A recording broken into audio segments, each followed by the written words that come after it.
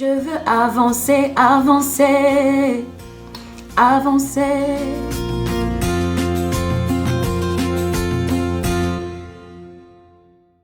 Bonjour tout le monde, j'espère que vous allez bien.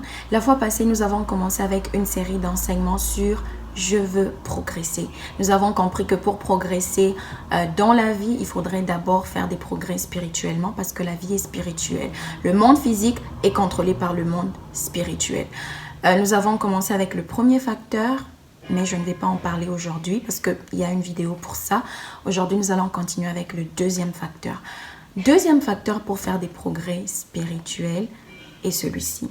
Approuver et récompenser l'excellence. Ça, c'est très important. Ça, c'est parmi mes meilleurs facteurs. Approuver et récompenser l'excellence. Qu'est-ce que cela veut dire? Vous devez choisir d'être excellent dans tout ce que vous faites. L'excellence ne va jamais tomber sur vous. Vous êtes celui qui décide d'être excellent. Et nous devons comprendre que l'excellence se mesure à différents niveaux de votre vie. Okay? Si vous êtes au niveau A, l'autre est au niveau B. Au niveau A où vous êtes, choisissez d'être excellent. Donnez le meilleur de vous au niveau où vous êtes. Ça, c'est très important. Troisième facteur, soyez sincère. Soyez sincère et sans souillure. Soyez sincère dans votre façon de vivre. Ne soyez pas une personne A devant les gens, une personne B devant quand vous êtes seul. Soyez sincère avec vous-même. Soyez sincère dans tout ce que vous faites. Ça, c'est très important. Ça va vous aider à avancer. Ça va vous aider à corriger certaines choses. Soyez sincère et sans souillure.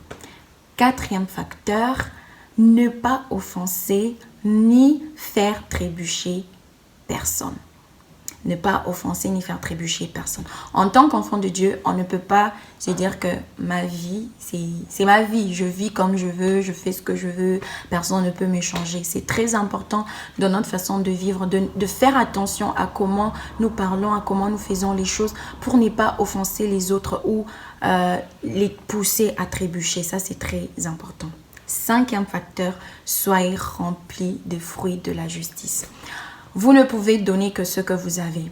Alors, c'est très important d'investir en vous avec les bonnes choses. Et quand je parle des bonnes choses, je parle de la parole de Dieu. Parce que la parole de Dieu, c'est ça notre miroir, c'est ça notre standard, la parole de Dieu. Et la Bible dit que l'homme bon tire des bonnes choses de son bon trésor. Donc, dans votre cœur, c'est l'endroit où vous mettez, vous remplissez, vous amassez des trésors. Alors, qu'est-ce que vous remplissez votre cœur avec? De quoi est rempli votre cœur? C'est très important de remplir votre cœur de la parole de Dieu, de toutes ces bonnes choses. Parce que ce que vous remplissez, c'est ce que vous allez montrer, c'est ce que vous allez donner. Alors, soyez remplis de fruits de la justice. Sixième facteur, ne soyez jamais intimidés par vos adversaires. Jamais, jamais, jamais. Dans votre marche avec le Seigneur, il y aura des gens qui vont se lever contre vous. Ces gens sont influencés par le diable, qui est notre véritable ennemi. Ça, c'est très important. Il y a une raison pour laquelle je le dis. Ne considérez pas les gens comme vos ennemis principaux. L'ennemi, notre ennemi, c'est Satan. Ces gens-là sont juste influencés par Satan. OK?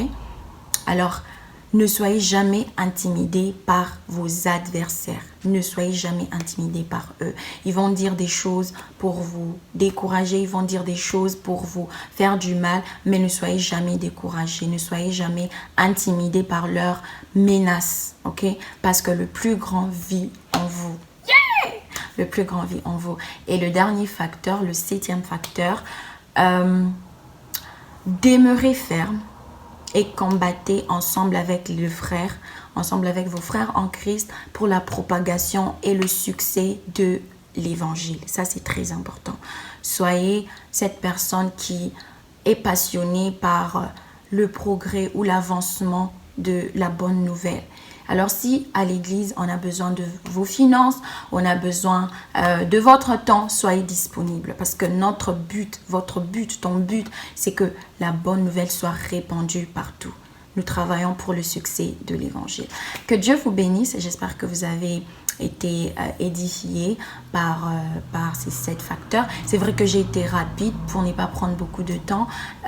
J'attends vos commentaires et que Dieu vous bénisse. Prenez soin de vous. Bye bye.